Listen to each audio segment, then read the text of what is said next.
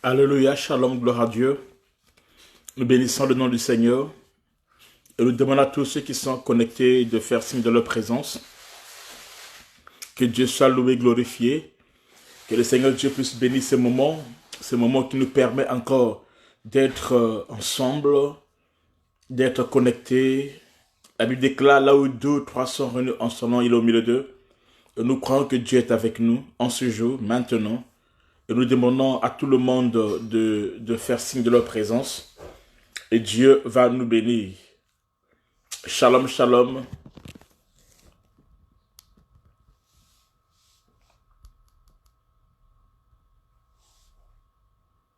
Shalom, shalom. Bonsoir tout le monde. Bonsoir Papa Wilfried. Bonsoir ma fille chérie Clems depuis Kinshasa. Dieu te bénisse. Merci Apôtre Lysia. Merci Papa Jacob Israël, le général de Dieu. Merci beaucoup Maripa. Merci Lista. Merci Maman Sadna. Merci ma fille Jean-Pierre Audrey. Merci tous les aigles. Que la grâce soit sur vous, Stéphanie. Sois bénie, Maïsa. Sois bénie, Maman Poutou. Nathalie, sois bénie. Maman Sadna, sois bénie. Partagez la vidéo. Que Dieu bénisse tout le bien-aimé. Annie Benzema, sois bénie. Que Dieu bénisse la prophétesse Jacqueline Yambala. Que Dieu bénisse Maman Sadna. Maman Félix, sois bénie. Maman Flora. Que Dieu bénisse Déborah depuis l'Angola. Alléluia. L'apôtre Lysia. Que tout le monde soit béni. Alors, j'aimerais que tout le monde puisse m'envoyer déjà. Bon, il y a ceux qui n'ont pas pu envoyer leur exercice. Nous sommes en plein devoir. On a des devoirs à faire. Est-ce qu'il y a des gens qui ont envoyé leur exercice? Jusqu'à aujourd'hui, j'ai reçu que 4 ou 5 comme ça. 4 ou 5 exercices. Alors, ceux qui n'ont pas pu envoyer en inbox, vous envoyez maintenant là maintenant, en direct maintenant. Et à la fin, vous me le renvoyez encore en inbox. Ceux qui ont fait l'exercice, c'est une obligation pour tout le monde. Donc, vous nous envoyez, vous m'envoyez ça en inbox.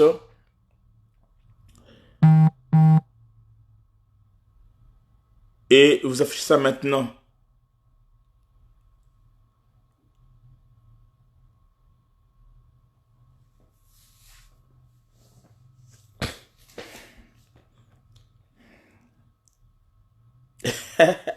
Cinquante mots, c'était chaud, hein? C'est chaud. Maïsa, tu as écrit beaucoup. Déjà, tu as triché déjà parce que là, tu as plus de 50 mots. Tu as peut-être 100 mots, je sais pas. Donc, tu n'as pas respecté. Si quelqu'un déborde à 60 mots, je peux comprendre. Mais toi, tu as fait plus de 100 mots, même plus de 150 mots là. Ah, tu vois, tu ris, hein? Non, il fallait pardon. Non, mais oui, envoyez maintenant une inbox, envoyez là, envoyez. J'ai mon iPad là, ouais, j'ai mon iPad là. C'est ça, là je lis l'exercice de Baïsa. J'ai mon iPad là, donc je lis tout ici là, l'exercice, tout ça, je peux lire ça. Donc envoyez. Hein? Envoyez une inbox, je vais voir. Ou bien on va afficher là. Pourquoi les gens ont peur d'afficher ici, vous devez des exercices là, en direct. Bon, on voit ça à la fin de l'enseignement. Pour ne pas que je mélange l'enseignement et tout ça là. Donc, l'exercice, on va faire ça juste à la fin de l'enseignement. Je dois prêcher. Et à la fin, on va faire nos exercices. Amen. Gloire à Dieu. Oui, Maripa, j'ai vu pour toi déjà. Alors, nous bénissons le Seigneur. Hier, nous avons commencé. On va d'abord prier. Seigneur Dieu, merci ta grâce sur nous. Que ton nom soit loué, glorifié. Merci Seigneur Dieu pour les bien-aimés. Merci pour ce moment que tu as pourvu, que tu as prévu. Que nous soyons ensemble au Dieu de gloire et que nous parlons de ta part. Merci pour ton esprit qui nous conduit. Merci pour ta grâce, Seigneur Dieu. Sois exalté, le Dieu vivant et puissant, au nom de Jésus-Christ, notre Seigneur et Sauveur. Amen. Prophétesse Yamba l'a mis pour elle ici. Je vais essayer de voir.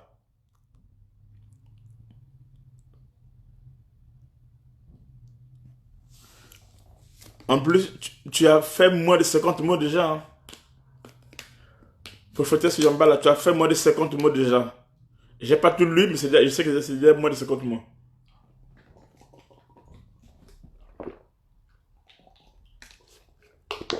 Et gars, tu en vas pour toi déjà. Tu en vas pour toi. Tout le monde doit voir le site. Vous avez peut-être 4-5 jours. Hein?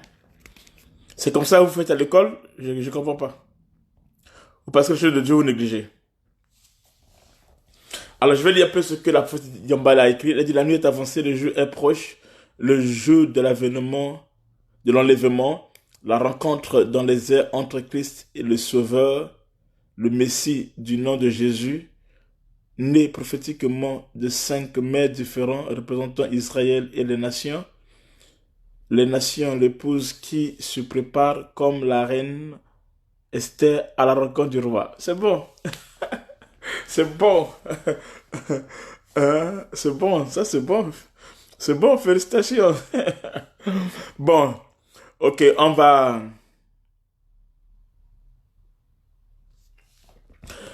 D'accord. Merci beaucoup. Merci beaucoup, Jacqueline Yambala. C'est bon ce que tu as fait. 53 mots, même si 60 mots, c'est pas grave, mais c'est d'abord déjà. Est-ce qu'on peut envoyer les cœurs, s'il vous plaît? Envoyer les cœurs. Il y a des gens qui sont en train de nous dénoncer. Pourquoi, je ne sais pas. Envoyez les cœurs. Et on va commencer notre enseignement. Et à la fin, je vais revenir sur les différents exercices. À la fin. À la fin, je vais revenir sur les exercices. Les pasteurs, tous les pasteurs qui sont là, tu es pasteur, tu es modérateur, tu es prédicateur. Prépare ton exercice à la fin. Aujourd'hui, on doit voir ça. J'ai dit, il n'y a pas d'excuses. Il n'y a pas d'excuses. Amen, il n'y a pas d'excuses. Ceux qui ne le font pas, vous avez désobéi à l'onction.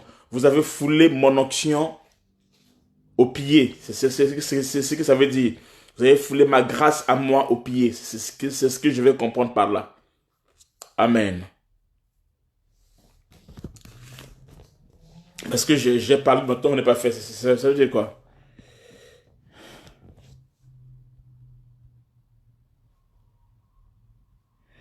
Ok, donc,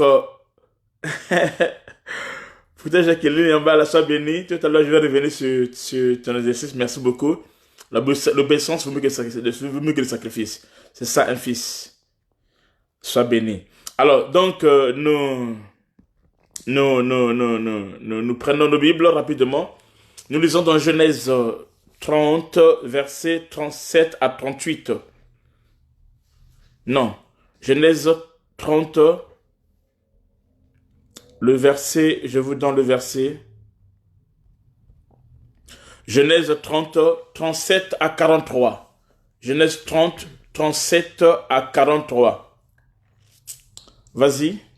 Jacob prit des branches vertes, les peupliers, Jacob prit des branches vertes, les peupliers, d'amandier et de platane, l'amandier et le platane. il pela des bandes blanches, Vas-y. mettant à nu le blanc qui était sur les branches. Mhm. Il plaça les branches qu'il avait pelées dans les auges, dans les abreuvoirs, sous les yeux des brebis qui venaient boire, pour qu'elles entrassent en chaleur en venant boire. Les brebis entraient en chaleur près des branches, et elles faisaient des petits rayés tachetés et marquetés. Jacob séparait les agneaux, et il mettait ensemble ceux qui étaient rayés et tout ce qui était noir dans le troupeau de Laban. Il se fit ainsi des troupeaux à part qu'il ne réunit point au troupeau de Laban. Toutes les fois que les brebis vigoureuses entraient en chaleur, Jacob plaçait les branches dans les auges sous les yeux des brebis pour qu'elles entrassent en chaleur près des branches. Quand les brebis étaient chétives, il ne les plaçait point, de sorte que les chétives étaient pour Laban et les vigoureuses pour Jacob. Cet homme devint de plus en plus riche. Il eut du menu bétail en abondance, des servantes et des serviteurs, des chameaux et des ânes. Amen. Ok, on a commencé cet enseignement, donc je ne vais pas revenir sur l'introduction. Nous avons compris le pourquoi de ces 3 arbres. On avait compris que ça parlait de la parole de Dieu, ça parle de Christ. Nous avons expliqué dans la vidéo précédente pourquoi on devait enlever les écorces. Nous avons expliqué ce que cela signifie. Amen. Nous avons vu ça avec vous. Et nous avons parlé sur l'amandier. Amen. On a parlé sur l'amandier. Nous avons expliqué ça en profondeur. Que Dieu soit loué. Et nous sommes en affaire avec l'amandier. Et nous allons toucher maintenant une autre branche d'arbre qui est utilisée par Jacob. Amen. Nous allons parler sur la platane. Le platane plutôt. Le platane. Nous parlons sur le platane. Amen. Sur le platane. Amen. Nous parlons sur le platane. Au fait, c'est quoi le platane? Le platane, c'est un grand arbre, selon le dictionnaire, un grand arbre aux feuilles très larges de la famille des platanacées, aux feuilles caduques et palmées, à l'apparence imposante. Ses branches s'entendent amplement et ses larges feuilles vert foncé de couleur de la vie offrent une ombre magnifique. Amen. Et quand nous essayons de voir cela par rapport à la Bible, ça symbolise la protection et la grâce. La protection et la grâce. On va lire un texte biblique. Nous lisons dans Psaume 91, le verset 1 à 2. Psaume 91, le verset 1 à 2. Nous allons voir la protection et la grâce. Vas-y.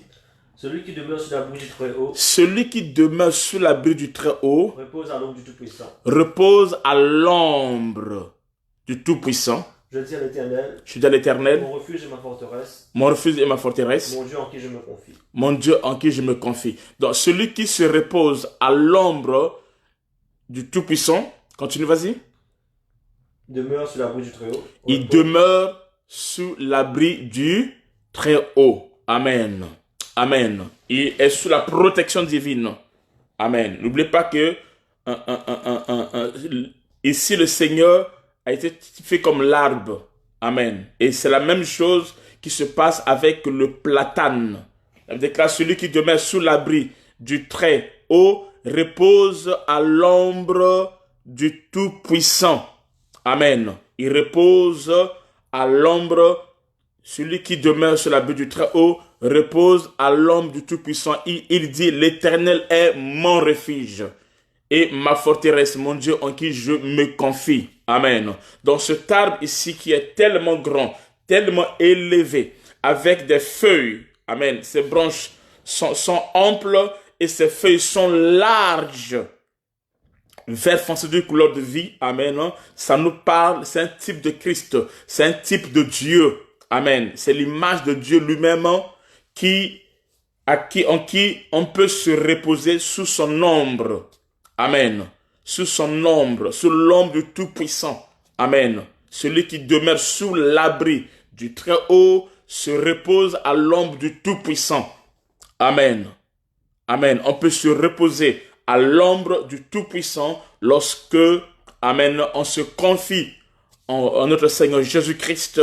Lorsqu'on s'appuie sur lui, amen, nous recevons la protection divine.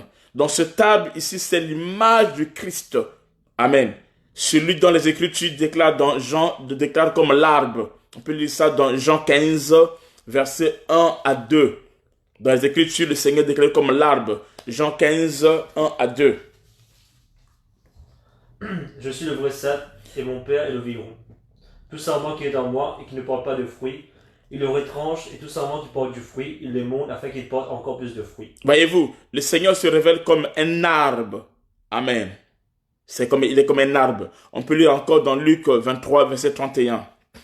Luc 23, le verset 31. Alors, si l'on fait ces choses au bois vert, qu'arrivera-t-il au bois sec? Amen. Voyez-vous, donc quand tu parles de bois vert, il parle de lui-même Jésus-Christ. Donc, on a vu ça hier déjà dans la vidéo précédente, que l'Éternel est considéré comme un arbre. Mais cet arbre est élevé.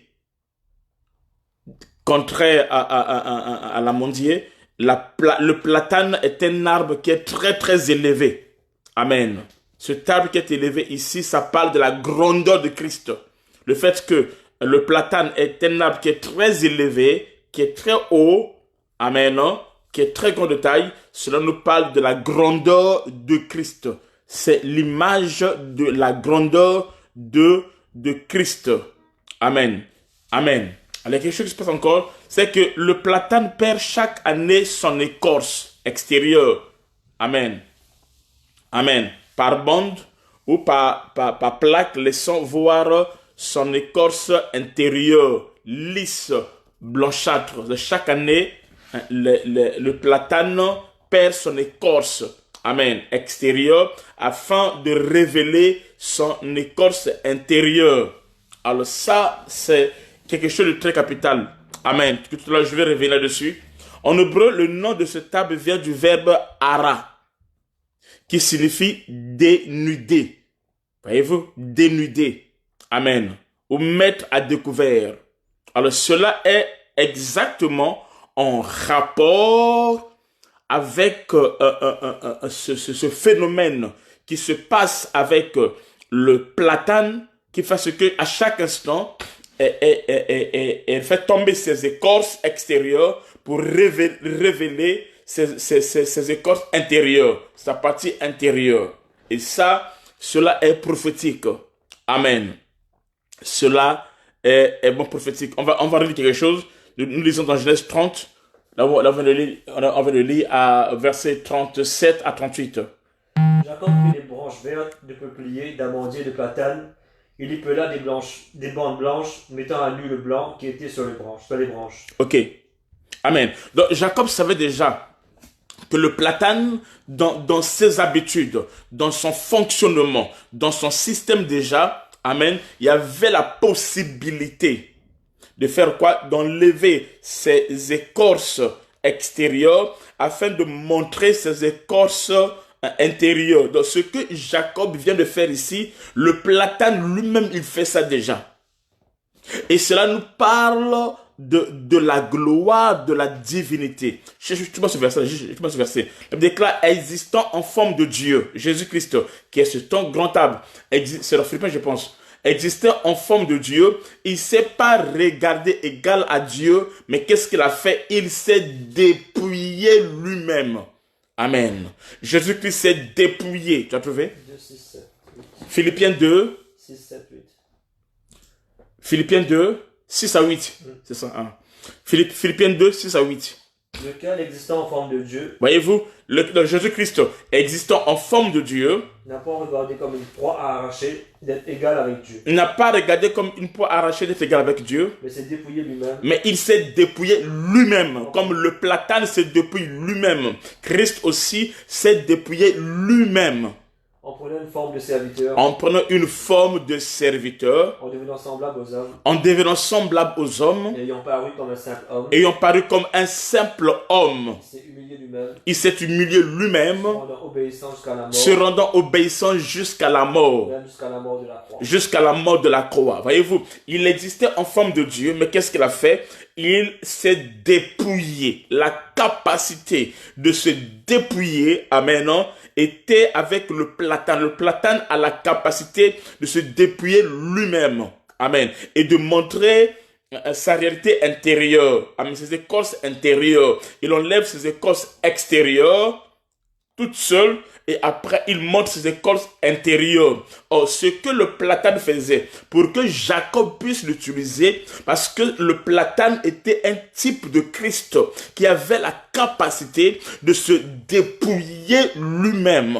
Amen. Ce n'est pas que quelqu'un l'a enlevé, non. Il dit, c'est moi-même, j'ai le pouvoir de donner ma vie et j'ai le pouvoir de la racheter. Il précise, ce n'est pas que quelqu'un monte la vie, non. C'est moi-même qui ai le pouvoir de donner ma vie. Amen. Jésus-Christ, notre Seigneur, avait le pouvoir de se dépouiller. Amen. Écoutez, lorsque Dieu veut t'emmener dans les hauteurs, comme le platane, amen, pour que tu montes les hauteurs, que tu sois géant, amen, que tu deviens un instrument par lequel les hommes viendront s'abattre sous ton ombre. amen, comme le platane, et que tu sois très élevé, tu dois avoir la capacité de te dépouiller. Il n'y a pas d'élévation sans dépouillement. C'est pour cela, Joseph devait être dépouillé à chaque niveau de sa vie.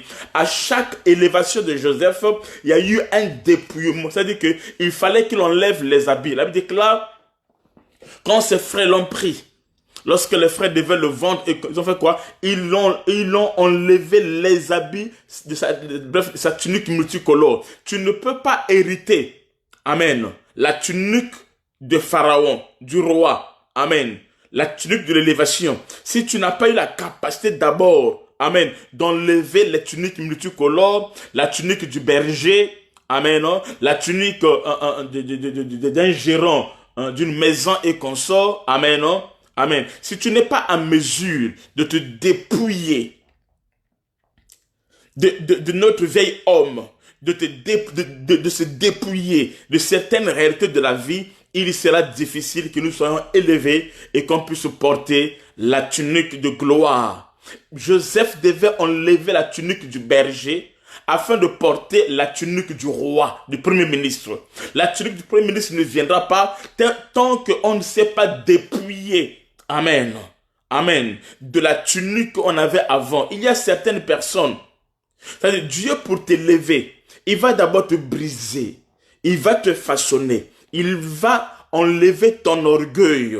Amen. L'orgueil que tu avais dans le monde, moi là. Et Dieu va enlever ça.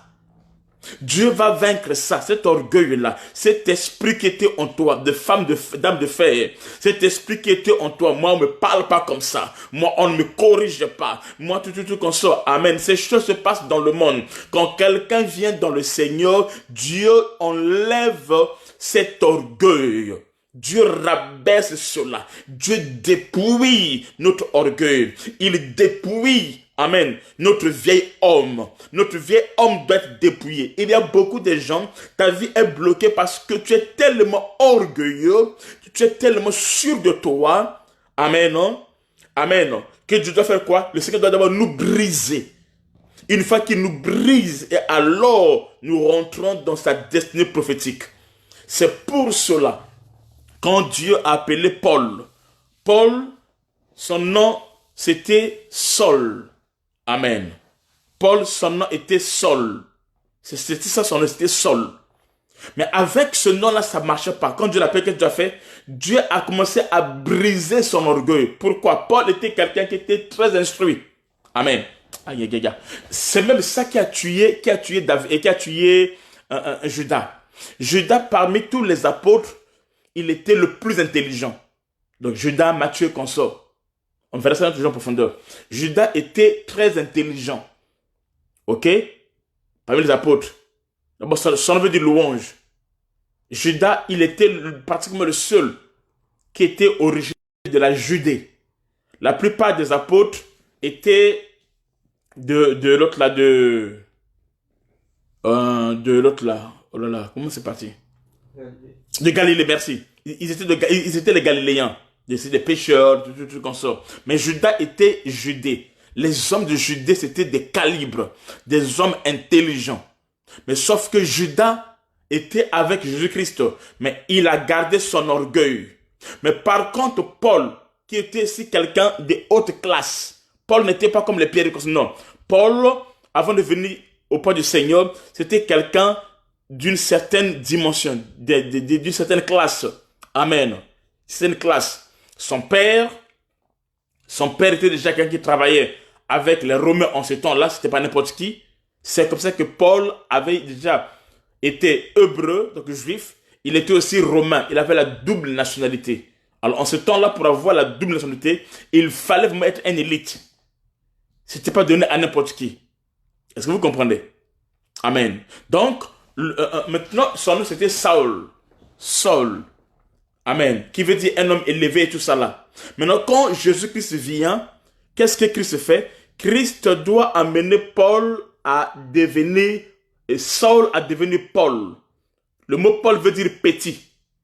Le mot Paul a 4 significations, parmi lesquelles Paul veut dire petit. Oui, Jean-Marie Chevrier, oui, Paul était un intellectuel. Amen. C'était un intellectuel, un homme qui travaillait avec des dignitaires d'autorité, voyez-vous, avec des rois et consorts. Amen. Maintenant, qu'est-ce que Dieu devait faire? Dieu devait le ramener à être un homme petit. Donc, il devait se dépouiller jusqu'à ce que Paul est devenu un fabricant de tentes. Amen. C'était le brisement. Dieu ne peut pas te prendre comme ça que tu disais, non.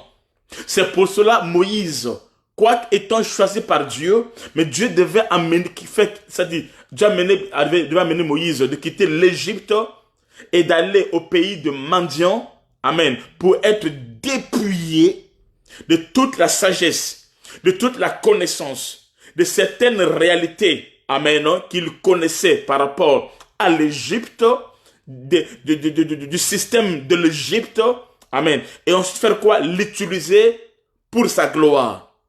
Donc à chaque instant que nous résistons au brisement, au dépouillement, nous faisons quoi? On repousse notre temps de visitation. Je vous dis le mystère. Écoutez ce que je dis maintenant.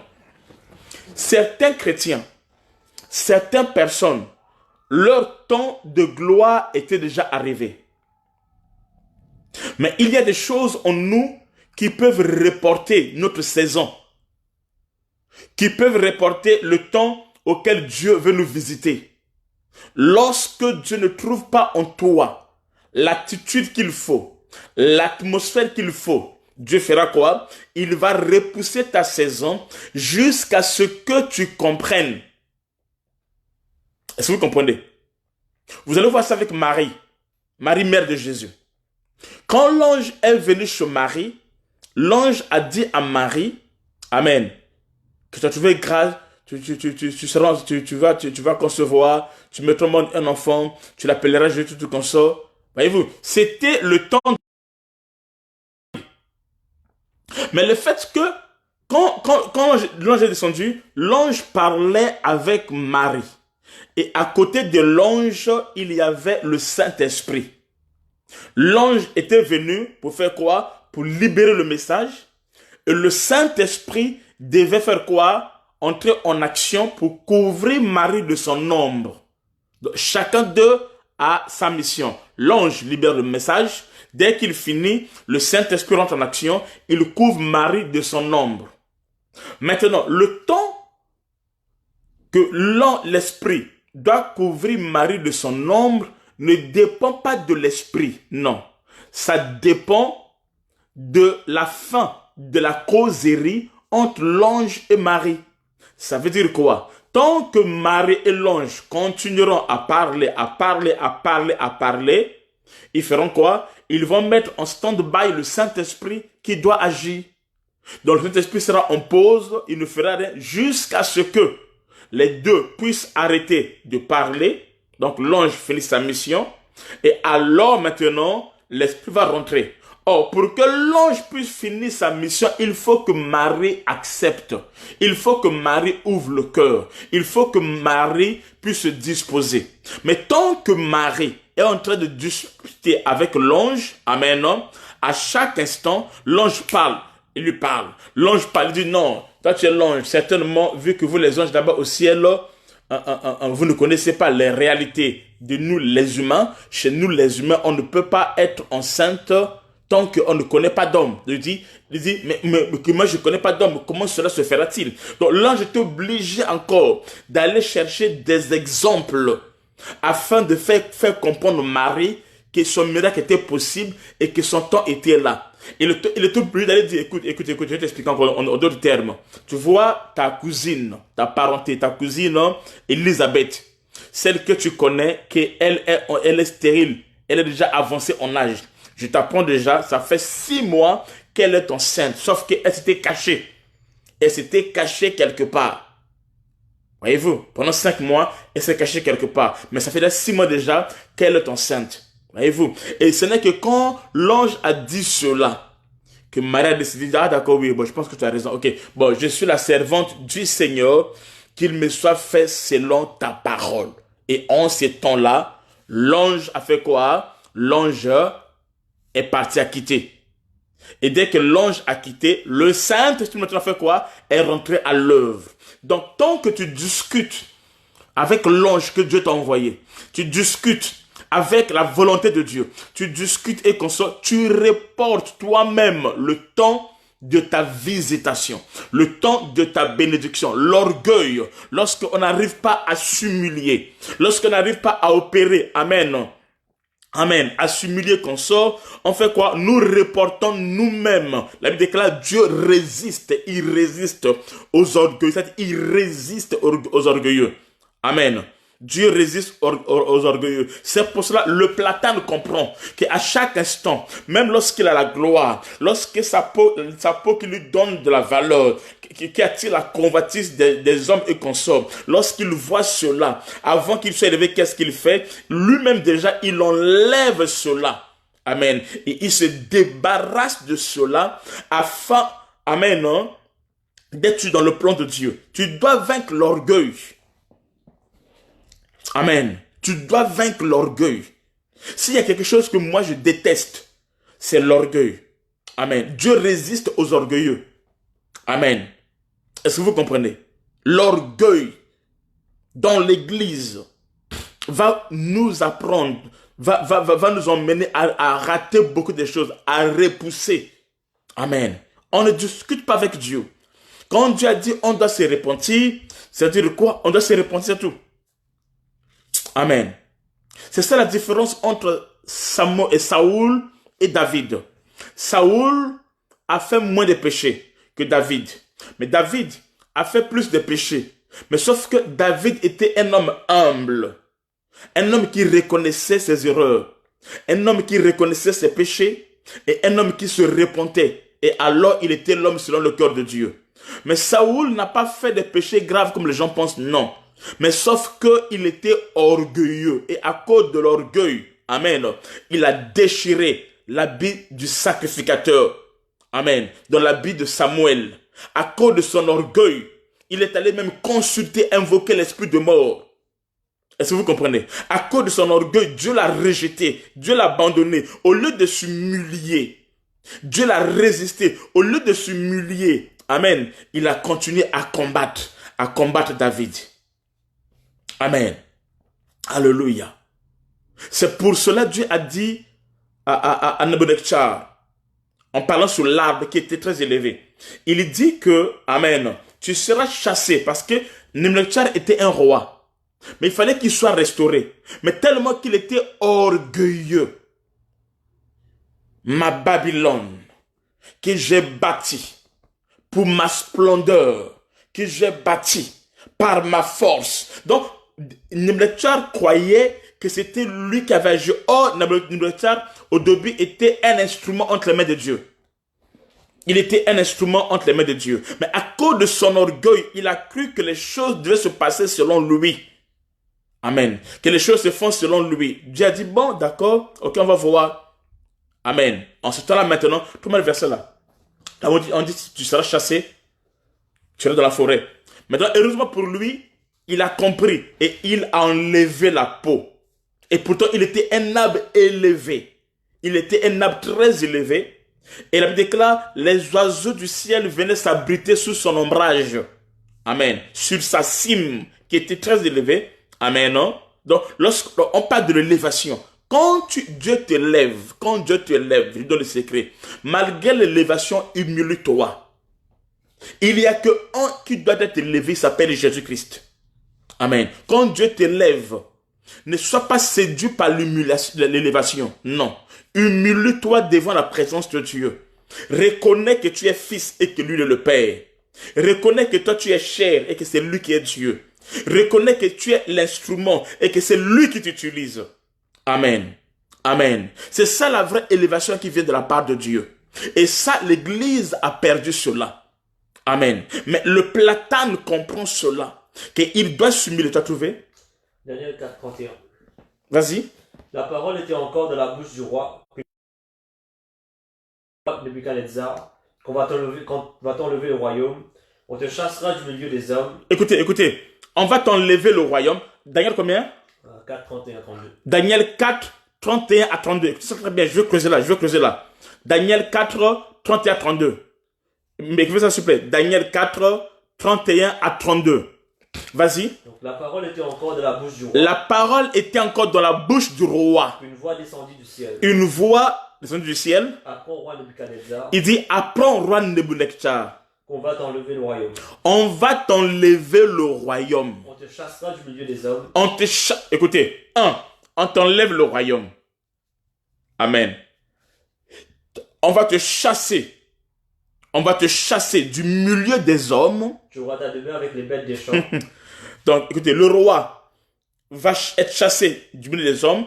Le roi aura sa demeure avec les bêtes des champs. Retenez ça. Vas-y. On te donnera, comme au bœuf, de l'herbe à manger. Alors, une fois que le roi est avec les bêtes des champs, on va lui donner à manger comme le bœuf. Et 7 temps passeront sur toi. 7 temps passera sur toi. Jusqu'à ce que tu saches que le Très-Haut domine sur le règne. Jusqu'à ce que tu saches que le Très-Haut domine sur le règne des hommes. Et qu'il le donne à qui il lui plaît. Et il le donne à qui le plaît. Cherche encore en bas. Cherche-moi le même texte en bas là-bas. Où lors de l'accomplissement, où il a été chassé au milieu des hommes. Et ces hommes sont devenus comme les hommes de l'aigle. Juste à 33. Au même instant, la parole s'accomplit. 33. On dit au même instant, La parole s'accomplit. la parole s'accomplit sur Nebuchadnezzar. Il fut chassé du milieu des hommes. 1. Il fut chassé au milieu des hommes. Il mangea de l'herbe comme des bœufs. Il mangea de l'herbe comme le bœuf. 1. Il fut chassé au milieu des hommes. 2. Il mangea de l'herbe comme le bœuf. Son corps fut trempé de la rosée du ciel. Son corps fut trempé de la rosée du ciel. Jusqu'à ce que ses cheveux crussent comme les plumes des aigles. Et ses cheveux crussent comme les plumes des aigles. Et ses ongles comme ceux des oiseaux. Et les ongles comme ceux des oiseaux. Après le temps marqué, Après le temps marqué, moi, Nebuchadnezzar, moi Nebuchadnezzar, je levai les yeux vers le ciel. je levai les yeux vers le ciel. Et la raison me revint. Et la raison me revint. C'est bon, arrêtez à ce moment-là. Écoutez maintenant le mystère. Quand tu es orgueilleux, Dieu va te résister. Amen. Quand tu ne paies pas comme le platane, Dieu va faire quoi? Il va te résister. C'est Dieu qui résiste. Il va te ravir ce qui est à toi et il donnera cela à quelqu'un d'autre. Il est Dieu. Et c'est même de là qu'est devenu Michaël. Michaël n'était pas un archange au début. Michaël n'a pas été créé au même moment que Lucifer, Gabriel, non. Michaël a été créé après. En réalité, Michaël a été créé même avant les anges. Donc Michaël, en réalité, c'est le dernier ange que Dieu a créé. Quand Dieu a créé Lucifer, Michaël n'était pas créé. Mais à quel moment il a créé Michaël? C'est lorsque Lucifer a commencé à convoiter, à manifester son orgueil. Amen. Son orgueil et consort, alors Dieu va créer Michaël. Le mot Michaël veut dire qui est comme Dieu. Ok, c'est ça. Michaël veut dire qui est comme Dieu, ou encore qui est semblable à Dieu. Donc, au fait, quand Dieu crée Michaël, c'est une réponse que Dieu donnait à Lucifer. Lucifer qui avait dit, je serai comme Dieu. Je serai semblable à Dieu. Je serai à la place de Dieu. Il a dit, je, 7 fois. Les hommes orgueilleux, ils aiment parler de je, moi. Le moi et le je. C'est ça qui tue. Amen. Au lieu, le fait qu'il soit élevé comme le platane, au lieu de se dépouiller, non, il garde. Dieu aime quoi? Dieu aime que quand il te donne des couronnes, que tu les prennes, que tu les jettes ça sous ses pieds. Alléluia. Dieu aime ça. Dieu aime quand tu te donnes le couronne, que tu fasses quoi? Que tu les prennes, que tu jettes ça sous ses pieds. Dieu n'aime pas. Amen. L'orgueil. Dieu aime les orgueilleux, mais il n'aime pas l'orgueil. Est-ce que vous comprenez? Et ça tue l'église. Ça tue beaucoup de gens. Pour rien. Amen. Le moi et le je, oui. Alors, qu'est-ce que Dieu va faire? Heureusement pour Nebuchadnezzar, il connaissait Dieu. Contraire à Lucifer, qui a été précipité et qui s'est plus jamais repenti. Mais Nebuchadnezzar, lui, il s'est repenti. Il dit quoi? Lis l'accomplissement. Écoutez ça très bien, l'accomplissement. Après le temps marqué. L'accomplissement. Au même instant. Au même instant. Écoutez maintenant, écoutez. Au même instant. La parole s'accomplit sur Nebuchadnezzar. La parole s'accomplit sur Nebuchadnezzar. Il fut chassé du milieu des hommes. 1. Donc, lui qui est le roi. il quitta le palais royal, milieu des hommes, tout ça là, Il mangea de l'herbe comme les bœufs. il est allé dans la forêt. Or, quand le roi va dans la forêt, il devient quoi? Il devient le lion. Parce que le lion, voyez-vous, ça c'est même sa restauration. Le lion est le roi de la forêt. Le lion, c'est lui le maître de la forêt. C'est lui le maître des animaux, le lion. Donc, quand le roi quitte le palais royal, il a été chassé, alors il devient, amen, il devient le lion. Ça, c'est sa restauration. Pour être restauré, il devait manifester les 4 faces du Christ. Amen. Il devient le lion, vas-y. Donc il mangea de l'herbe comme les bœufs. 2, il mange l'herbe comme les bœufs. Il manifeste l'attribut bœuf. Son corps fut trempé de la rosée du ciel. La rosée du ciel, ça parle de l'intelligence. Voyez-vous, l'intelligence. Or, l'intelligence est donnée à l'homme. Amen. Donc l'homme, 3, vas-y. Jusqu'à ce que ses cheveux crussent comme les plumes des aigles. Et les cheveux crussent comme les plumes de l'aigle. Il devient un aigle. Et ses ongles comme ceux des oiseaux. Vas-y maintenant. Et la raison? Continue. Après le temps marqué, Vas-y. moi Nebuchadnezzar, Je levai les yeux vers le ciel. Je levais les yeux vers le ciel. Et la raison me revint. Et la raison me revient. Ça veut dire que quand il dit je levais les yeux vers le ciel, ça veut dire que lui devient petit et Dieu devient grand. Amen. Ça veut dire qu'il s'est humilié. Il s'est dépouillé. Amen. Il s'est dépouillé et alors Dieu est devenu grand. Et une fois qu'il a élevé Dieu, alors la raison lui revint. Amen. C'est comme ça qu'il a été restauré sur son trône. Mais avant ça, il a fait quoi? Il est passé par la restauration à travers la repentance au moyen des 4 faces de Christ. C'est-à-dire qu'il devait devenir le lion, il devait devenir le bœuf, il devait devenir l'homme, et enfin, il devait devenir l'aigle. Et quand il a pris la dimension de l'aigle, et c'est là maintenant qu'il y a les plumes, et c'est venu, amen, et il a pris son envol, et il a volé maintenant, et il a repris sa place initiale. Amen. Maintenant, le platane, lui, à son tour, qu'est-ce qu'il fait? Le platane n'attend pas qu'on le corrige. Le platane n'attend pas toutes ces choses-là. Le platane a la capacité de se repentir.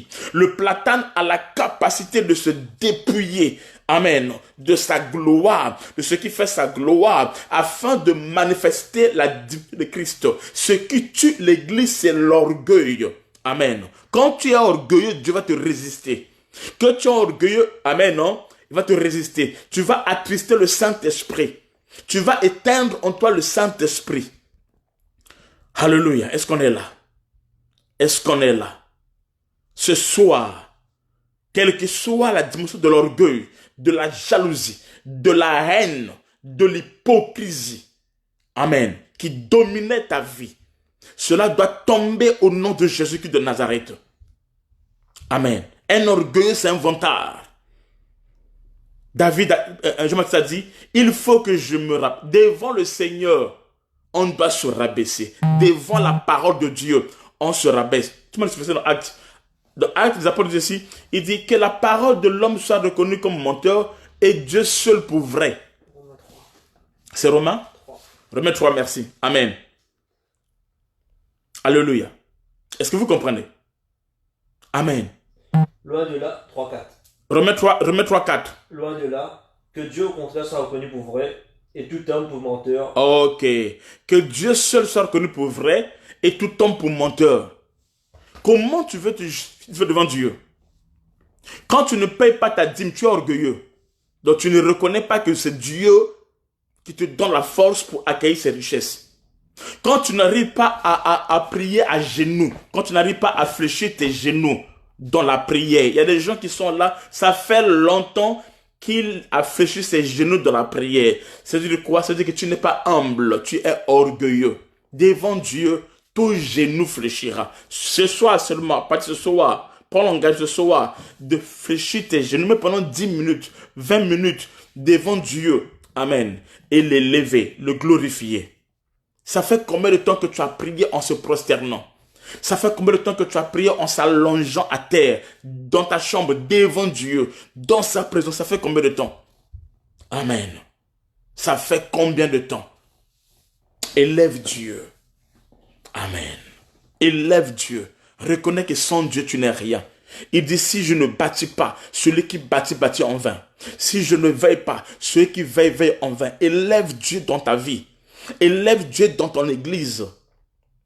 Alléluia. Élève Dieu. Élève la parole de Dieu. Il y a beaucoup de gens qui refusent, amen, de prêcher la vérité, qui s'attardent seulement aux prophéties, à la délivrance, tout cela, parce qu'ils savent que s'ils prêchent la vérité, les gens vont quitter l'église. Parce que l'homme n'aime pas la vérité. Amen. Quand tu obéis à ce genre de règles, ça veut dire quoi? Ça veut dire que tu es orgueilleux. C'est-à-dire que tu n'es pas humble devant la parole de Dieu. Tu n'arrives pas à élever la parole de Dieu. Oh, Christ a dit ceci. Il dit, de la même manière que Moïse éleva le serpent dans le désert, il faudra que le Fils de l'homme soit élevé. Et on a besoin de ça. Amen. Le platane, il se dépouille. Il se dépouille. Amen. Il se dépouille. Il perd chaque année son écorce extérieure par bande ou par plaque, laissant voir son écorce intérieure. Amen. On ne doit pas être des hommes et des femmes. Amen. Qui ne montrent que l'apparence et qui cachent l'intérieur. Celui qui montre que l'apparence et qui cache l'intérieur, c'est ce qu'on appelle les tombeaux blanchis. C'est ce qu'on appelle les pharisiens du temps moderne. Amen. Comme David. Moi, David, c'est l'un de mes hommes. Hein, après Jésus-Christ, hein, de Jésus-Christ. Je parle des hommes charnels comme nous autres là. David, c'est mon modèle. David, c'est mon modèle. Amen. Je m'inspire beaucoup de la vie de David. Il n'y a pas quelqu'un que j'ai étudié comme David. Amen. Alléluia. Il était vrai avec Dieu. Il ne cache pas ses péchés. Il ne cache pas ses défauts. Amen. Il n'est pas hypocrite, David. Il est vrai. Il sait reconnaître. Il sait humilier. Et alors Dieu l'appelle l'homme selon mon cœur. Amen. Amen. En hébreu, le nom de ce table vient du verbe ara. Ara, qui signifie dénuder.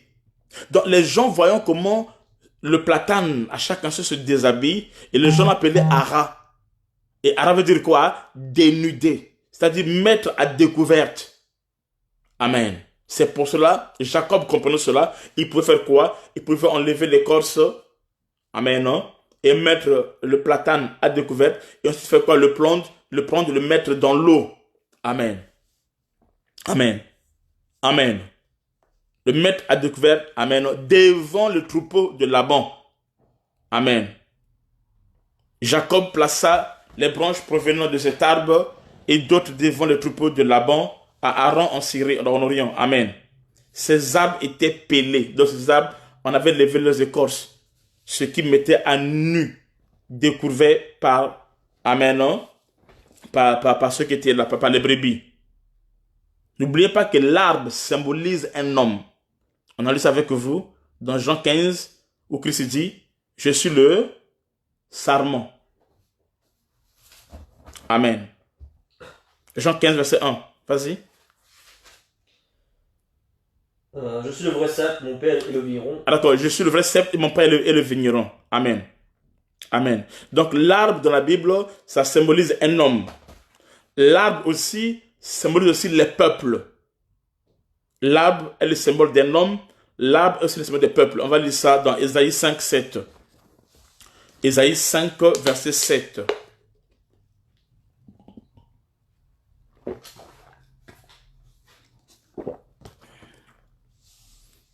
La vie de l'Éternel des armées et la maison d'Israël, c'est la maison d'Israël, et les hommes de Juda, c'est le plan qu'ils chérissaient. Il avait espéré de la droiture, et voici du sang versé, de la justice, et voici des cris de détresse. Ésaïe 5, 7, hein? Ouais, c'est ça. La vie de l'Éternel. Amen. Donc la grandeur de cet arbre et ses feux, ça nous parle de la grandeur de Christ. La grandeur de cet arbre La Bible déclare la vigne de l'Éternel. La vigne de l'Éternel, c'est quoi? C'est la maison du frère, c'est un peuple. Ok? Et les hommes de Juda. Donc, c'est le plan qu'il chérissait. Amen. C'est bon, vous avez compris. Maintenant, donc, l'arbre, c'est quoi? Un homme. Donc, la grandeur de cet arbre et ses feuilles parlent de la grandeur de Christ. Et ça nous parle aussi de sa protection. Ça nous parle aussi de sa grâce. Donc, le véritable, hein, le vrai, le platane symbolise Jésus-Christ. Amen. Hein, qui est le bois vert. C'est l'image de Christ qui est le bois vert. Qui a fait quoi? Qui s'est dépouillé sur la croix. Qui est resté nu à la croix. Dans ce table-là, nous voyons Christ qui est le bois vert. Amen. Hein, qui a fait quoi? Qui s'est dépouillé à la croix. Qui est resté nu à la croix. Afin que nous soyons couverts. Quand Christ, qui est ce table-là, se dépouille lui-même.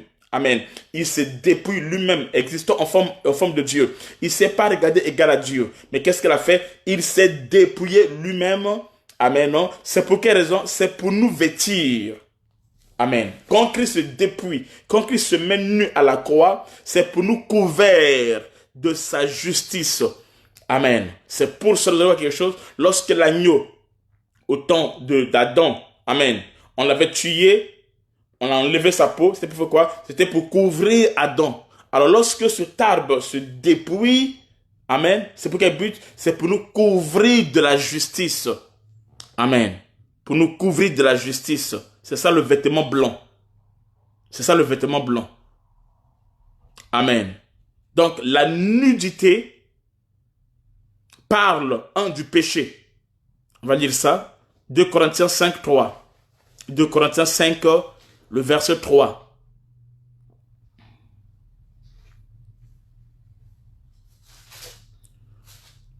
De Corinthiens 5, verset 3. Si du moins nous sommes trouvés vêtus et non pas nus. Voyez-vous, si du moins nous sommes trouvés vêtus et non pas nus. Amen. Donc en Christ, quand il est mort, nous nous sommes trouvés vêtus et non pas nus. Pourquoi on ne s'est pas retrouvé nus? Parce que lui, il s'est dépouillé pour que nous soyons revêtus. Revêtus de quoi? Revêtus de Christ. Revêtus de quoi? Revêtus de sa peau, donc de la parole. Amen. La parole qui s'est fait chair. Amen. Hein? Nous sommes revêtus de la parole. Amen. Et ça, dans la nudité, nous parle du péché. Amen. On peut voir encore dans Genèse 2, 25. Genèse 2, 25.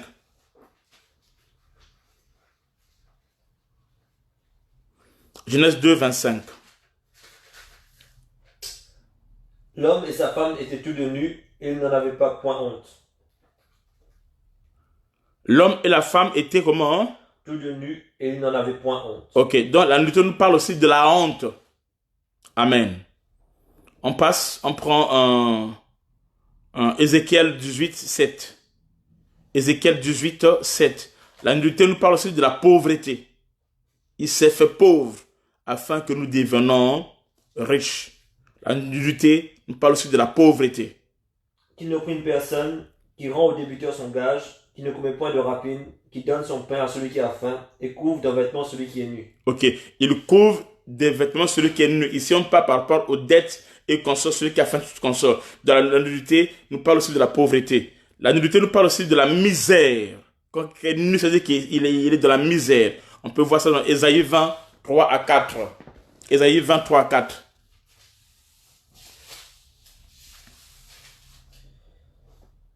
Et l'Éternel dit, de même que mon serviteur Ésaïe marche nu et déchaussé, ce qui sera dans 3 ans ainsi un présage pour l'Égypte et pour l'Éthiopie, de même le roi d'Assyrie emmènera de l'Égypte et de l'Éthiopie captifs et exilés les jeunes hommes et les vieillards nus et déchaussés, et le deux découverts à la honte de l'Égypte. Ok, amen. Voyez-vous, donc, quand le prophète marche nu et consort, ça parlait de la honte et de la misère. Amen. Amen. La nudité de Christ parle de son humiliation. Quand c'était nu, c'était l'humiliation. On peut lire Psaume 22, verset 19. Psaume 22, le verset 19. Il se partage mes vêtements. Il se partage mes vêtements. Il tire au sort ma tunique. Il tire au sort ma tunique. lorsqu'ils ont partagé ses vêtements, lorsqu'ils ont tiré au sort sa tunique, amen, c'était en ce temps-là qu'ils l'ont humilié. Amen. Il s'est fait humilier. Donc, la nudité nous parle aussi de l'humiliation de Christ. Christ s'est humilié à la croix de Golgotha. Amen. Amen. Ça parle de l'opprobre. Il y a beaucoup de choses. Retenez que Jésus-Christ était nu à la croix. Jésus-Christ à la croix n'avait pas un habit pour se couvrir comme les gens peuvent dans le film. Ça, c'est dans les films. Mais dans la Bible, on a déjà vu ça avec vous. Jésus-Christ était comme il était nu. Amen. Amen. Amen. Il était nu. On peut lire ça aussi, quelque chose dans 2 Corinthiens 5, 21. 2 Corinthiens 5, 21.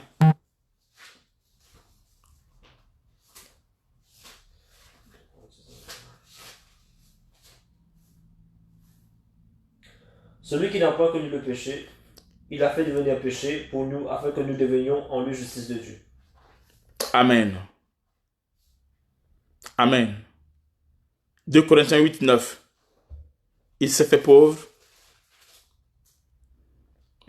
2 Corinthiens 8, 9. Quand vous connaissez la grâce de notre Seigneur Jésus-Christ, qui pour vous s'est fait pauvre, de riche qu'il était, afin que par sa pauvreté, nous fussions riches. Il s'est fait pauvre afin que par sa pauvreté, que nous devenons riches. Amen. Donc, lorsqu'on parle sur le platane, on nous parle de Christ. On nous parle de Christ qui s'est humilié afin de nous revêtir, qui s'est fait pauvre afin que nous soyons riches. Amen. Qui a pris la honte afin que nous soyons honorés, qui a pris la misère afin que nous soyons élevés. Amen. Jésus-Christ, amen, qui est devenu péché afin que nous devenions, amen, des saints. Est-ce que vous comprenez? Et c'était ça le mystère concernant le platane. Amen. Nous allons passer à notre troisième arbre. Amen. Le peuplier. Notre troisième arbre qui est le peuplier. Tu vas relire le texte de base. Tu prends le verset. Tu prends le verset. Tu prends que le verset 37 à 38. Jacob prit les branches vertes de peuplier, d'amandier, de platane. Il prit les branches vertes, il prit le peuplier, l'amandier et le platane. C'est bon. Amen. Troisième arbre que Jacob a pris, il a pris aussi le peuplier. Il a pris aussi le peuplier. Il a pris aussi le peuplier. Dans d'autres versions, le peuplier est appelé un sol de rivière. Sol de rivière. Donc, le peuplier est appelé dans d'autres versions de la Bible sol de rivière. Donc, quand vous voyez sol de rivière, c'est la même chose que le peuplier. Est-ce que vous comprenez? Je répète, quand vous voyez sol de rivière, c'est la même chose que le peuplier, ça dépend des versions. Ok? D'autres versions, ils disent peuplier, d'autres versions, ils disent sol de rivière, ou encore sol de rivière. C'est la même chose. Amen. Amen. Alors, c'est quoi le peuplier? Le peuplier, c'est un arbre à bois tendre. Hein? Ok. Le peuplier, c'est un arbre à bois tendre. C'est un arbre qui était tendre, utilisé pour la fabrication de la pâte à papier. Le peuplier est utilisé pour la fabrication de la pâte à papier, des emballages ou encore des petits objets. Amen. Alors, lorsqu'on parle du peuplier, ce bois, le peuplier, parle de l'humanité de Christ. L'humanité. Hein? Christ étant que humain. Amen. De sa nature étant que dans sa matière humaine. Amen. Ça parle de l'humanité de Christ et de la tendresse de ce bois parle de la tendresse du Christ qui est existant aux formes de Dieu, existant aux formes de lion. Mais quand il vient vers l'homme, il vient comme l'agneau. Il était le lion de Dieu. Amen. Mais quand il vient vers l'homme, il vient comme l'agneau. Amen. Donc le bois parle de l'humanité de Christ. Amen. Et de la tendresse de ce bois parle de la tendresse de Christ qui devient notre ami fidèle. Il devient notre ami. Il devient notre ami fidèle et tendre. Jésus devient notre ami fidèle et tendre. On peut lire ça dans Jean 15, verset 15. Jean 15, le verset 15. Ça, c'est le mystère du peuplier ou encore de Saul des rivières. Amen. Vas-y. Je ne vous appelle plus serviteur. Je ne vous appelle plus serviteur. Parce que le serviteur ne sait pas ce que fait son maître. Parce que le serviteur ne sait pas ce que fait son maître. Mais je vous ai appelé ami. Je vous appelais ami. Parce que je vous ai fait connaître tout ce que j'ai appris de mon Père. Parce que je vous ai fait connaître tout ce que j'ai appris de mon Père. Amen. Vous êtes mes amis. Oh Jésus, quelle grâce de devenir l'ami de Jésus-Christ. Quelle grâce.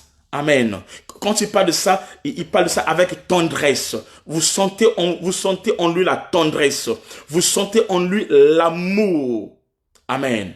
Vous sentez en lui la tendresse. C'est-à-dire que celui qui était lion, celui qu'on ne peut pas jouer consort, il vient vers les hommes comme agneau. Merci beaucoup, Maïsa. Amen. Et quand il vient, il nous apporte la tendresse. Il nous apporte l'amour. Amen. Ça, c'est la dimension de la grâce. Ça, c'est la pure grâce. Ça, c'est même ça la grâce extrême. Où Dieu devient notre ami. Amen. C'est pour ça qu'il pouvait être l'ami d'Abraham.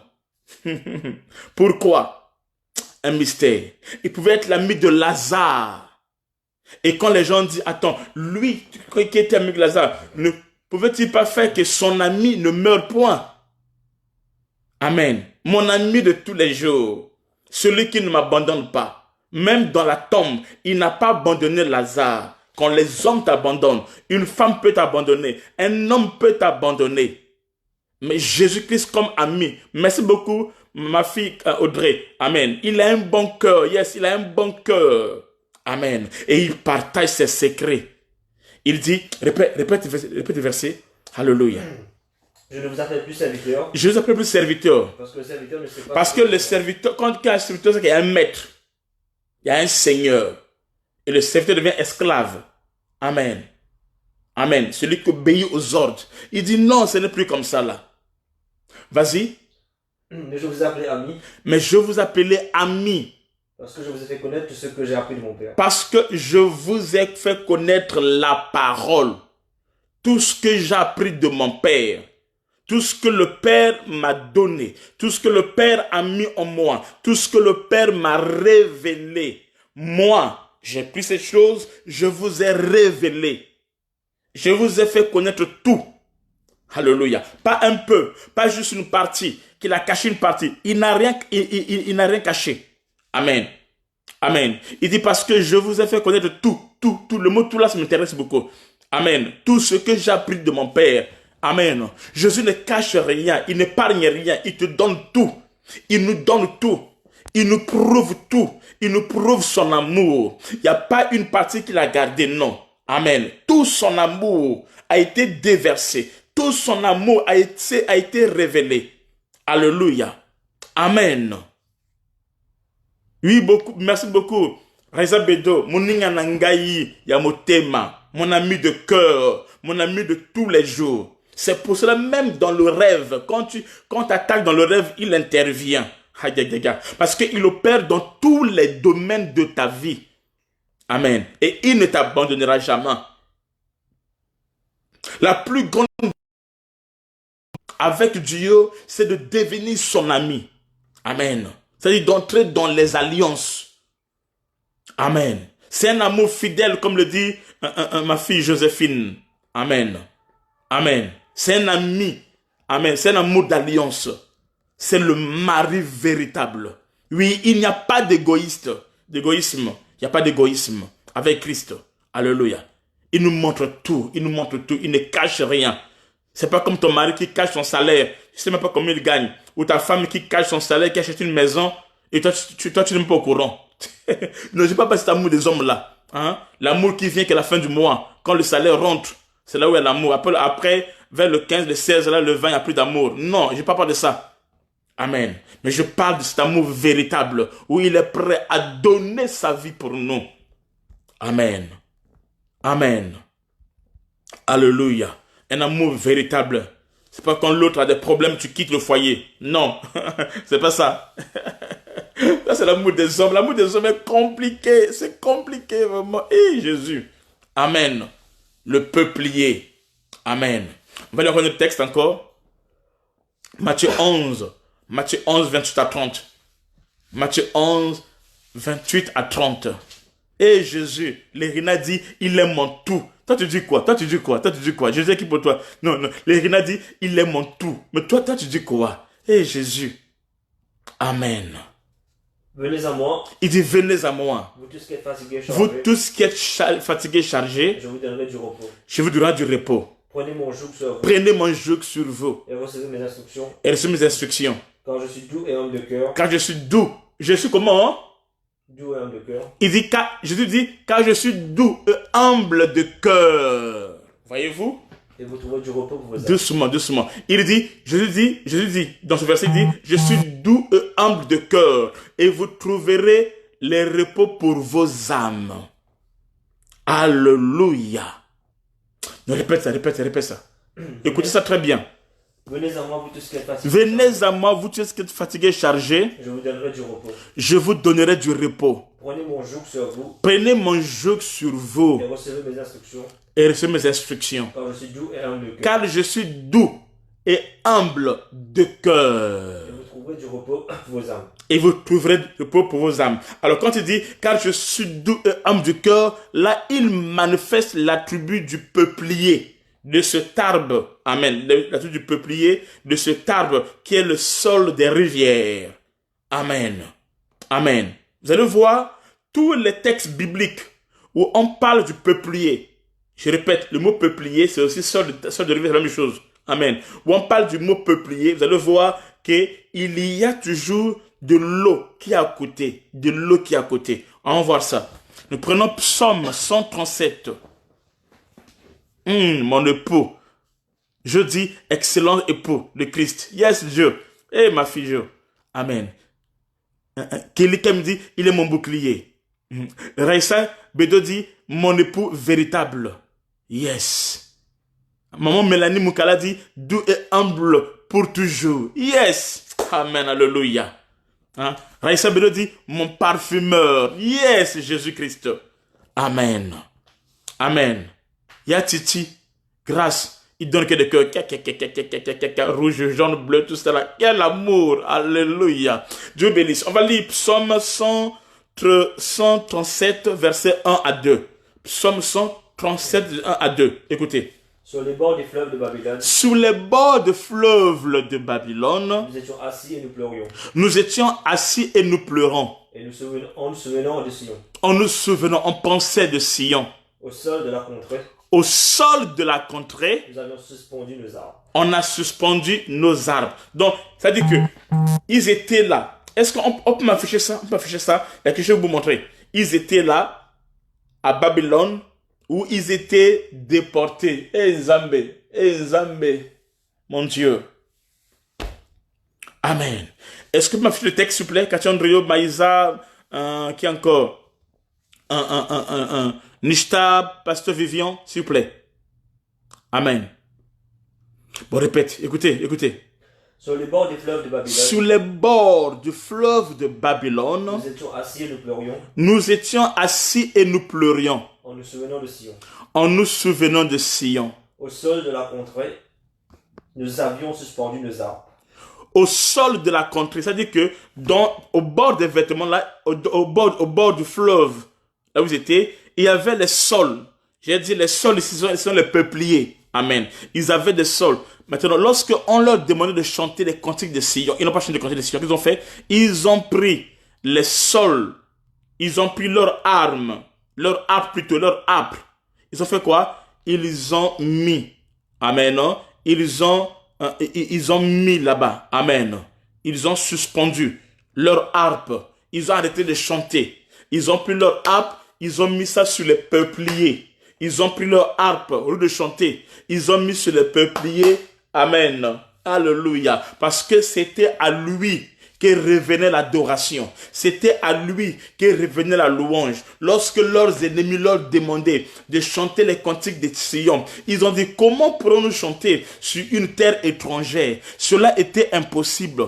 Ils ne pouvaient pas chanter sur une terre étrangère. Amen. Adorer Dieu sur une terre étrangère au moment que Sion, Jérusalem, amen, avait été dévasté. Non. Mais à côté d'eux, lorsqu'ils pleuraient, ils ont vu qu'il y avait des sols qui étaient là. Il y avait le peuplier qui était là. Et ils ont pris leur harpe, instrument de musique. Même si, parce que s'ils chantent, c'est comme si les Babyloniens auront la gloire. Ils ont dit non. Tous les instruments de musique ont fait quoi? Ils ont pris ça, ils ont remis ça. Ils ont suspendu ça sur le peuplier. C'est-à-dire sur leur ami fidèle. C'est à lui que revient la louange. C'est à lui que revient l'adoration. C'est à lui que revient la gloire. Ils ont dit non. Les Babyloniens, ils n'auront pas l'accès à l'adoration. Il n'y a que lui seul, amen, qui mérite l'adoration. Il n'y a que lui seul qui mérite la gloire et la louange. Dis-moi, tu suspends, amen, tes harpes sur qui? Amen. Sur qui tu confies tes harpes, sur qui tu confies ton adoration, sur qui tu élèves ton adoration. Leur adoration était levée sur les peupliers, amen, qui étaient là au bord de l'eau. Ils avaient tout perdu. Mais ils savaient que même dans le camp de l'ennemi, leur ami fidèle était là. Le peuple était là. Plus que l'eau était là, la parole était là, alors leur ami fidèle était là. Le pou véritable, tel que tout ce que vous avez vu là, il était là. Jésus-Christ de Nazareth était là. Amen. Il était là. Il fallait nous confier l'adoration. Amen. Ils ont commencé à faire des prières de supplication. Et ils ont suspendu les harpes sur lui. Amen. L'ami fidèle, le Seigneur Jésus-Christ, qui dit avec moi Amen.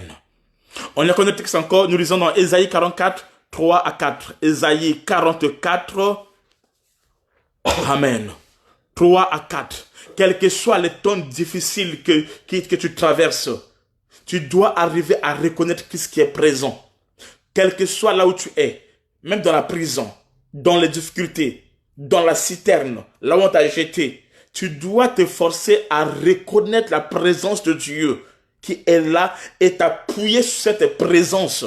Ils ont reconnu, ils disent, ah, les peuples sont là. Amen. Ça parle de sa douceur, de sa tendresse, de son amour. Ils sont installés, ils se sont appuyés là-dessus pour recevoir cette tendresse et qui les a fortifiés. Alléluia. Ésaïe 44, 3 à 4. Vas-y. Quand je répandrai des eaux sur le sol altéré et des ruisseaux sur la terre desséchée. On peut m'afficher, s'il vous plaît. Affichez-moi Ésaïe 44, 3 à 4. Tu peux recommencer à 0, s'il te plaît?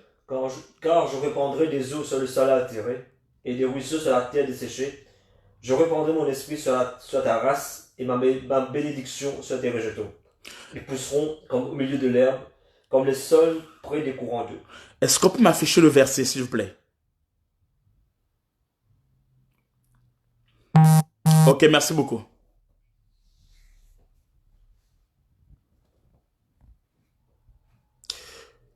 Écoute ce que la Bible dit.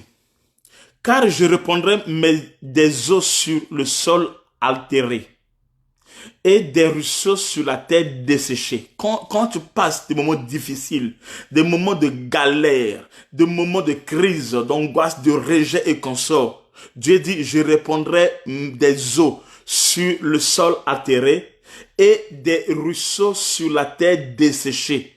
Je répandrai mon esprit sur ta race et ma bénédiction sur tes rejetants. Ils pousseront comme au milieu de l'herbe, comme les sols près des courants d'eau.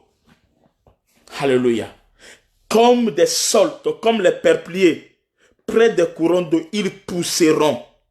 Lorsque tu passes un moment difficile, lorsque tu passes un temps compliqué, la bonté de Dieu, l'amour de Dieu, te fera renaître. L'amour de Dieu, la consolation qui vient de Dieu va te relever. La consolation de l'Esprit de Dieu va se manifester. Lorsqu'on dit comme les sols près des courants d'eau ici. Amen. Non? On parle de la tendresse de Christ, de son amour, de sa douceur. Amen. Qu'il va nous apporter. Il est celui que nous comprenons mieux que les hommes. Il est le seul sur qui on peut s'appuyer. Amen. Lorsque les hommes nous abandonnent, lorsque plus rien ne marche et qu'on sort. Amen. Non? Amen. Lui fera quoi? Il va envoyer son eau. Et quand son eau qui est la parole va venir, cela fera quoi? Nous pousserons comme le peuplier. Amen. C'est-à-dire que nous allons ressentir son amour, vivre son amour. Nous allons pousser dans son amour, dans sa bonté, dans sa consolation, dans sa tendresse. Alléluia. Amen. Dans ton intimité avec Dieu. Écoutez. Amen. Dans ton intimité avec Dieu quand tu pries. Amen. Libère-toi, lâche-toi. Cherche sa tendresse. Quand tu pries, cherche à palper sa bonté. Cherche à saisir. Amen. À travers des gestes prophétiques. Quand tu peux prier comme ça là. Tu croises tes mains comme si tu le serrais. Par la foi. C'est un acte prophétique. Et par là, tu ressens sa bonté. Lorsque les hommes t'injurent, lorsque les hommes te qualifient de tout, lorsque les hommes t'humilient, lorsque les hommes te disqualifient, lui, sa bonté est là. Amen. Sa bonté est là, comme le peuplier. Amen. Tu ressens cela, cette présence qui vient te relever, qui te donne la joie, qui te donne le sourire, qui te permet, amen, d'être consolé, de répondre les forces. Tu sentiras ça. Ça va pousser comme le peuplier. Ça va pousser comme le sol, près des eaux. L'eau, c'est la parole. Quand la parole vient, cette parole vient te réconforter. Ça vient te relever pour dire que tu peux encore. Tu peux encore. Quand ton père, ta mère est mort, quand les gens t'ont abandonné, quand ton mari t'a abandonné, quand ta mari est mort, quand ton mari est mort, quand ce se passe, il y a cette présence qui vient. Alléluia. Oui, dans ses bras d'amour. Et tu ressens ça. Tu ressens ça. Et ça te réconforte. Tu comprends que tu n'es pas seul. Que tu es avec Dieu. Ça, ce sont les secrets de David. Amen. Amen. Amen. Alléluia. Écoutez quelque chose. Lors de la fête des tabernacles, on utilisait entre autres les arbres des rameaux ou des peupliers dans la fête des tabernacles. Lévitique 23, 40. Lévitique 23, 40. Écoutez. Alléluia. Vous prendrez le premier jour du fruit des beaux arbres, des branches de palmier, des rameaux d'arbres touffus et de saules de rivière. Ah, ok. Et vous vous réjouirez devant l'Éternel. Vous prenez le premier jour, répète. Vous prendrez le premier jour Hein? du fruit des beaux arbres, Du fruit de vos arbres, des branches de palmier, des branches de palmier, des rameaux d'arbres, touffus et de saules de rivière. Du fruit et de saules de Et rivière. vous vous réjouirez devant l'Éternel, Et vous vous réjouissez devant l'Éternel. votre Dieu, pendant 7 jours. Ok, tu veux te réjouir devant Dieu? Appuie-toi sur les fruits. Amen. De saules de rivière. Si tu veux te réjouir, si tu veux te réjouir, amen. Si tu veux te réjouir devant le Seigneur, amen. Prends ces arbres, ces branches de rameaux, amen, amen, et de peupliers, amen. Réjouis-toi dans la présence de Dieu. Alléluia. C'est ça qui te donne le sourire. Tellement que ton cœur est dans la joie. Tellement que tu es certain que tu n'es pas seul. Que Dieu est avec toi. Amen. Cela vient te faire réjouir. Cela te donne la force. Amen. Tu reçois la force qu'il faut. Oui, Jeannette Desmaris. C'est ça. Il dit, Dad, yes. C'est comme ça qu'à la croix, Jésus a crié, Père. À la croix, une fois abandonné, Il ne sait plus quoi faire. Il s'est appuyé sur son ami parce que le père était son ami. Il dit, Père, pardonne-les. Père, je remets mon esprit entre tes mains. Alléluia. Il était son père. C'était son daddy. C'était son ami. Amen. Alléluia. Amen. Donc, les peupliers ici, c'est l'image de Christ. Amen.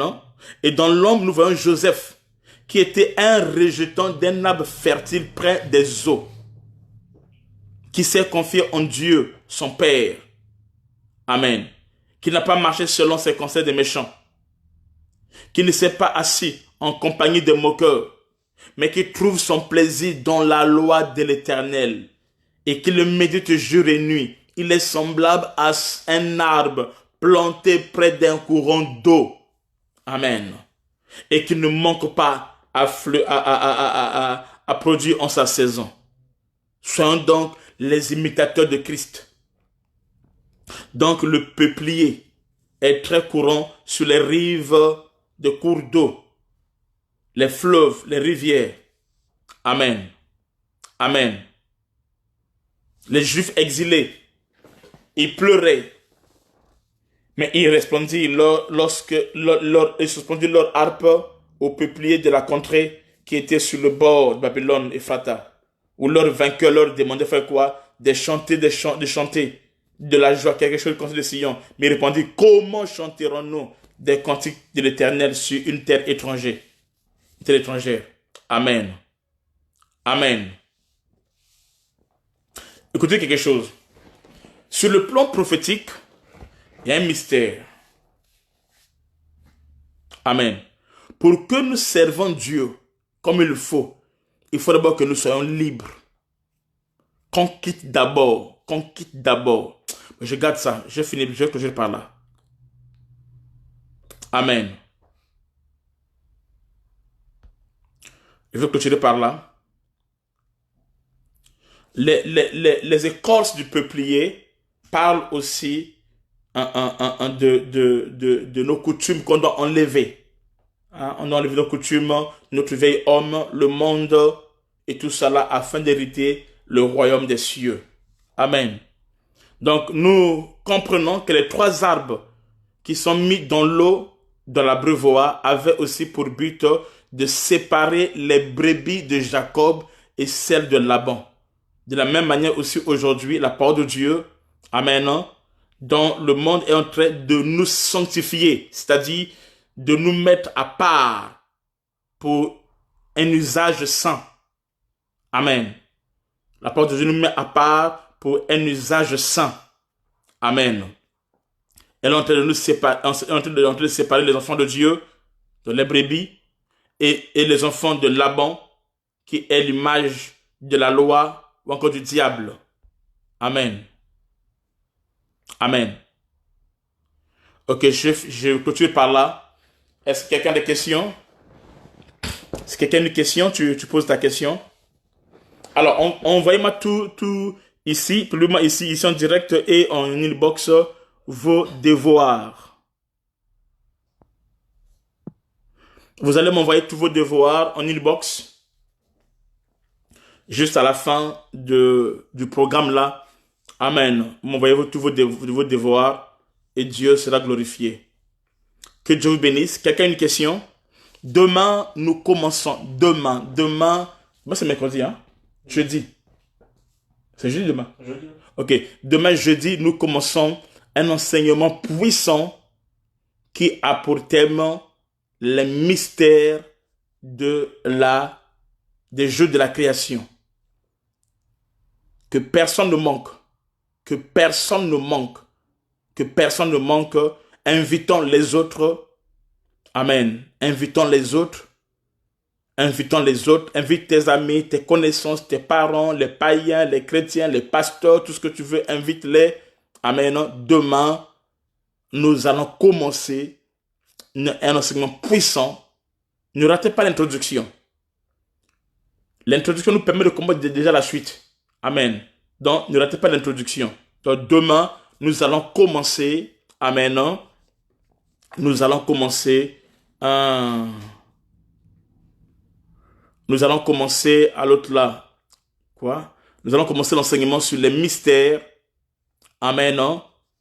Les mystères des 7 jours de la création. Alors nous demandons à tout le monde d'aller lire aujourd'hui Genèse chapitre 1. Tout le chapitre. Tout Genèse chapitre 1. Lisez ça aujourd'hui. Amen. Je répète, tout Genèse chapitre 1. Lisez ça aujourd'hui. Comme ça, quand je vais prêcher, vous aurez encore plus d'idées. En plus, demain c'est férié. Merci beaucoup, Papa Chevrier. Donc demain c'est férié. Donc personne ne doit manquer. On sera là et nous allons savourer la révélation de la parole de Dieu. Nous allons savourer la révélation de la parole de Dieu. Et Dieu va nous faire du bien. Amen. Jo, mobilise tous ceux qui sont à Marseille là-bas. Jo. Ma fille Jo de Marseille, mobilise tous ceux qui sont à Marseille là-bas. Mon fils Ismaël, tout le monde d'être là, d'être connecté demain. Invite tout le monde à se connecter demain. Et Dieu sera glorifié. L'heure est maintenue à 18h30. Nous allons commencer à 18h30. Dans nos cultes, dans la semaine, donc du lundi au vendredi, c'est de 18h30 à 18h30.